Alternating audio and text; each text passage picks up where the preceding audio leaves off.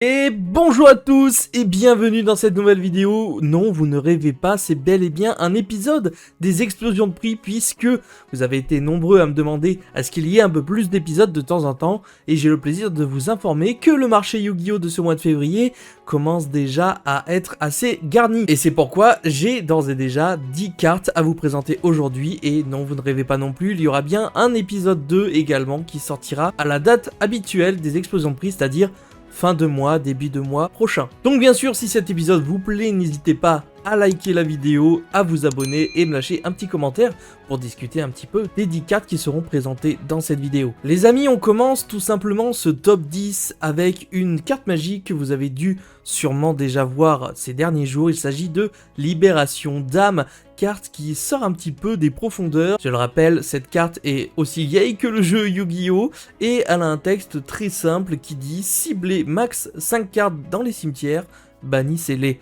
Eh bien, cette carte explose légèrement en prix, hein, c'est pas une énorme hausse de prix. La carte était à 10 centimes, elle est actuellement à 2,50€ en état near mint en commune, un peu plus cher bien sûr si vous avez des raretés. Et tout simplement, cette carte est à nouveau jouée et jouée en side plus ou moins contre les decks qui vont abuser des cimetières, notamment la méta et le format actuel ont énormément de decks qui vont abuser des cimetières tels que Fire King, tels que Tiermentation qui est encore un peu présent, tels que les Horus et d'autres decks dont je citerai peut-être pas le nom exact. Eh bien sachez que cette libération d'âme peut vous libérer de vos match-ups et être justement une très bonne carte pour contrer ces decks là. Donc bien sûr, une commune à 2,50€, n'hésitez pas à fouiller dans vos classeurs. Le numéro 2 c'est Gaïa, héros élémentaire. Alors celle-ci, elle a monté en prix, mais c'est plus côté collection parce que les joueurs aiment beaucoup les héros élémentaires. N'hésitez pas à me dire si elle a une utilité quelconque ailleurs, j'ai pas spécialement trouvé.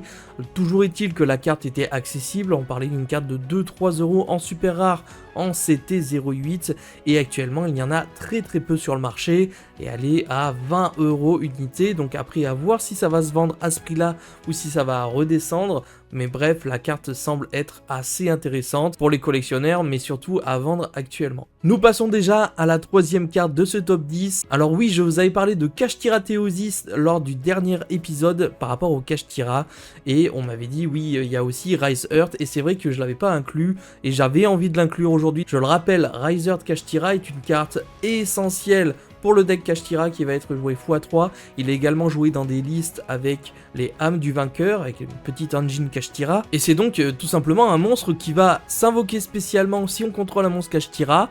On va pouvoir en coup envoyer une carte Kashtira depuis notre deck directement dans la zone bannie, et en résolution, la carte va passer niveau 7 et on va pouvoir bannir les 3 cartes du dessus du deck de notre adversaire face verso. Carte extrêmement forte, quand on envoie 3 du côté adverse, ça peut faire très mal en sachant que face verso, les cartes deviennent du coup infranchissables. La carte ensuite va pouvoir faire d'énormes choses. Contre-coup, c'est que si vous avez activé l'effet pour spé de Riser, vous êtes lock en X6 durant le reste du tour. Donc faut quand même faire attention parce que récemment les listes Kashtira jouent quand même pas mal de liens, mais en général on se débrouille bien sans. Et du coup elle est quand même assez impressionnante parce que la carte était redescendue vers 6-7€ après la dernière claque qu'a pris Kashtira, et ici la carte est littéralement remontée comme il faut en prix pour aller jusqu'à 25-30€ à la dernière fois que j'ai regardé sur Card Market. Donc moi je pense que c'est le moment précis de vendre le Rise Earth Kashtira si vous n'en faites rien, car je vois pas la carte remonter encore plus haut. Je la trouve déjà un peu surcotée au niveau du prix. La quatrième carte est sans attente une carte qui était en voie de monter en prix. Il s'agit de Saphira, Reine des Dragons. Et je pense que vous voyez directement le lien qu'il y a à faire avec le nouvel archétype qui vient de sortir, donc ou qui va sortir en fonction de cette vidéo. Je veux parler bien sûr de l'archétype des 100 voix qui vont jouer avec des monstres rituels, des guerriers et des dragons, et surtout des cartes qui vont avoir dans leur texte le nom de Saphira, Reine des Dragons, qui pourra littéralement être tutorisé, spé, etc. Voilà, il y aura des effets dans ce genre-là. Je rappelle que c'est un dragon rituel, on ne peut invoquer rituellement cette carte qu'avec Hymne de la Lumière, mais vous verrez que les 100 voix vont pouvoir faire des invocations rituelles en outrepassant les restrictions de base de ces monstres rituels dragons. Durant la end phase, si cette carte a été invoquée rituellement ce tour, ou si un monstre lumière a été envoyé depuis la main ou deck au cimetière, ce tour, tant que cette carte était face recto sur le terrain, vous pouvez activer un de ses effets. Soit on va piocher 2, puis défausser 1, soit on va défausser 1 au hasard dans la main de notre adversaire, ce qui est très très fort. Ajoutez un monstre lumière depuis votre cimetière à la main. Donc une carte qui, pour l'instant, n'est pas spécialement primordiale dans les listes des decks sans voix, mais qui peut tout à fait y figurer et devenir prépondérante. Le fait qu'elle est très peu rééditée et issue des anciennes éditions fait que la carte est passée de 4 € à 19 € actuellement, et il se peut que dans les prochaines semaines, il y en ait quasiment presque plus sur le marché Yu-Gi-Oh! Toujours en code française, attention. La 5e carte de ce top 10 est ni plus ni moins que Aaron, le roi Ogdoadik. Donc comme vous pouvez le voir sur le site MyCardPrice, la carte a été affichée directement en top hausse de prix du moment. Du coup j'ai voulu en profiter, j'ai vu ça. Et en fait il s'agit ni plus ni moins qu'un des boss monsters des Ogdoadik. Si cette carte est dans votre cimetière, vous pouvez sacrifier 2 monstres, invoquer spécialement cette carte. Si votre adversaire ajoute une ou plusieurs cartes à sa main, sauf durant la draw phase ou damage step, vous pouvez envoyer une carte au hasard depuis sa main au cimetière. Si un ou plusieurs monstres contrôlés par votre adversaire sont envoyés au cimetière, sauf durant la damage step, vous pouvez ajouter un monstre lumière ou ténèbres reptile, le Ogdoadik exclu, depuis votre deck ou cimetière à votre main.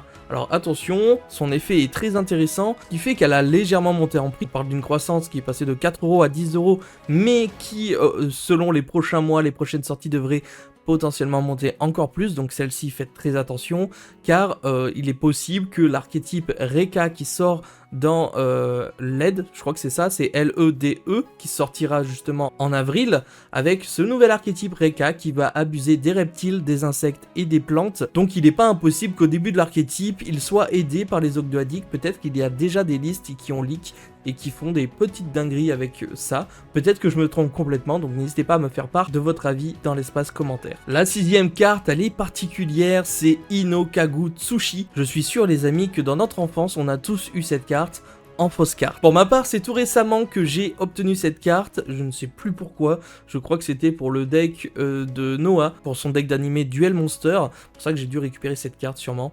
Alors là, je comprends pas trop son ascension de prix, une carte qui était à 10 € déjà bien chère, qui aujourd'hui passe à 25 € pièce et qui ne fait que monter depuis quelques jours. Alors, il s'agit d'un pyro, ok, de niveau 8, mais je ne vois pas encore réellement l'utilité qu'on peut lui trouver. Hormis le fait que si cette carte inflige des dommages de combat au life point de notre adversaire, celui-ci défausse toutes les cartes de sa main durant sa prochaine draw phase avant de piocher.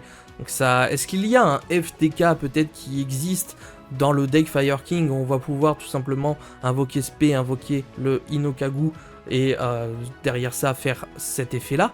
Je ne sais pas, encore une fois, dites-moi. Pour moi, c'est une hypothèse. Je pense qu'il y a tellement de feux pyro actuellement qui sortent en termes de nouveautés que peut-être il y a également des hypes autour de certaines cartes qui sont capables de faire ce genre de FTK.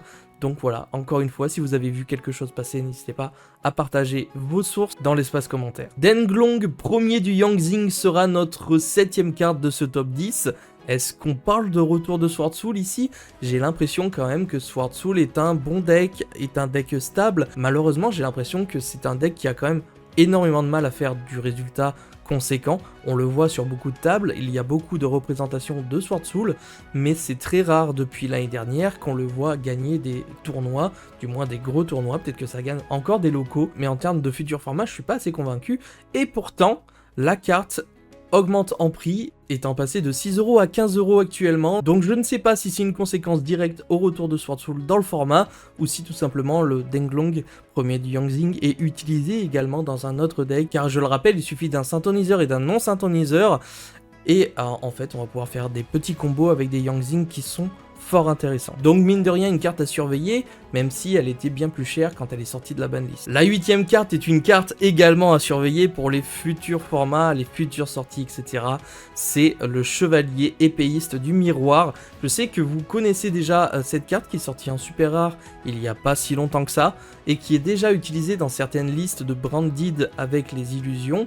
Et bien sachez que dans ce nouveau booster LED qui sortira en avril, nous aurons la chance ou la malchance, je ne sais pas, d'avoir un nouveau illusion qui va faire sensation et qui va pouvoir faire d'énormes choses avec son effet, avec des illusions, en lien avec eux en tout cas, et c'est pour ça que déjà que cette carte est un petit peu montée en prix, je pense qu'il y a peut-être un investissement à faire dessus, et vraiment surveiller sa cote au fur et à mesure des mois. Attention, une super rare qui était à 50 centimes à sa sortie, qui est actuellement à 2-3 euros pièce, ça vaudrait le coup également de surveiller vos boîtes, car je sais également que pas mal de personnes ont des super rares en vrac dans des boîtes, sans savoir vraiment si elles ont de la valeur. La 9ème carte, c'est Passes Lumière du Gothi.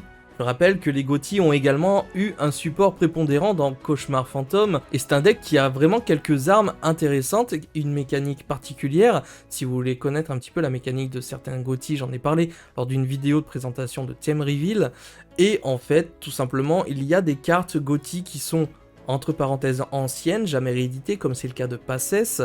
Je le rappelle que c'est une ultra de potes, en plus c'est un synthoniseur, une carte qui dit qu'on peut bannir cette carte que l'on contrôle, et on va invoquer spécialement un monstre poisson, celui-ci exclu depuis notre main. Durant la stand-by phase du prochain tour, après que cette carte a été bannie, on va pouvoir invoquer spécialement cette carte bannie, parce qu'en général c'est toujours la mécanique des Gothi.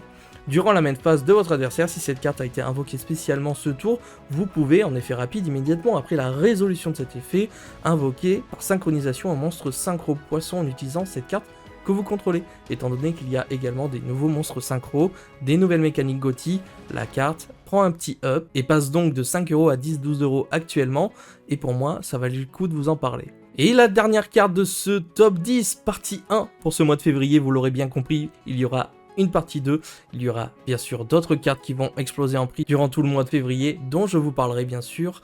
Et ici, le numéro 10, c'est le Salamangreande Loup du Soleil, dont j'étais choqué un petit peu de la croissance de prix. Il est actuellement à l'œuvre dans des combos et sera joué dans des decklists Fire King. Il n'est pas impossible qu'il soit également présent dans les decklists Secours AS, etc. Car il y a le fameux combo avec la princesse prométhéenne et même juste avec le Cyberse Chaleur Âme, où en fait on va tout simplement invoquer le Loup du Soleil. Derrière, on va invoquer un Linkuriboh qui sera dans la zone pointée, on va pouvoir remonter en main un monstre feu, donc essentiellement Fire King, et ensuite on va pouvoir derrière faire le Chaleur Âme pour refaire des combos et compagnie.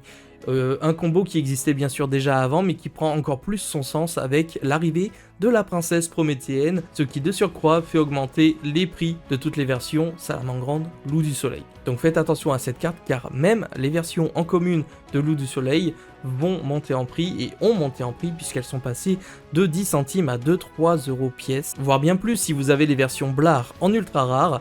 Personnellement, j'en ai retrouvé quelques-unes en commune, ce qui me permettra pour les prochains jours de financer des cartes un peu plus chères. Les amis, voici pour ce premier top 10 de cette première partie des explosions de prix de février. Vous l'aurez bien compris, je le reprécise, il y aura un épisode 2, je vais vous retrouver 10 autres cartes durant ce mois de février, en creusant un petit peu, en cherchant un petit peu. J'espère que le contenu de la vidéo vous aura toujours plu, que je n'ai pas perdu en qualité en faisant cet épisode bonus. Quant à vous, n'hésitez pas à me faire part s'il y a quelques cartes qui vous ont surpris, ou si vous les connaissiez toutes, et bien sûr si vous en avez retrouvé, car c'est un peu le but également de cette vidéo. Bonne vente et bon achat à tous, et nous on se retrouve pour une prochaine vidéo. C'était Yamiro. Ciao les potes.